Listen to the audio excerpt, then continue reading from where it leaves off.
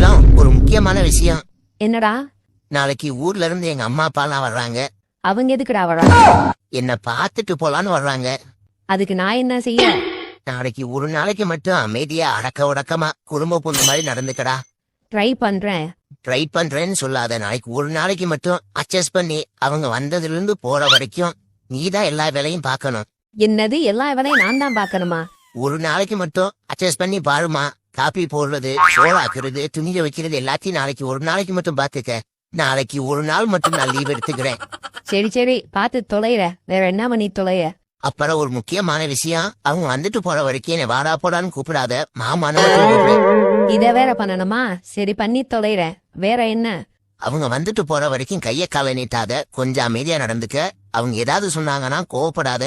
அவங்க போனதுக்கு அப்புறம் எதுனாலும் பண்ணிக்கலாம். நாளைக்கு தானே வராங்க. இன்னைக்கு மாடியில் இருக்கிற துணியெல்லாம் எடுத்து வச்சிரு, பாத்திரத்தெல்லாம் கழுவி வச்சிரு. அப்புறம் ஒண்ணு, பாத்ரூம் கழுவ மறந்துடாத, போய் பாத்ரூம் கழுவி வச்சிரு. சரிம்மா, கழுவி வச்சிடறேன். அப்பாடா, எப்ப விடியும் இருக்கு. நாளைக்கு தாண்டா நமக்கு தீபாவளி பொங்கலே.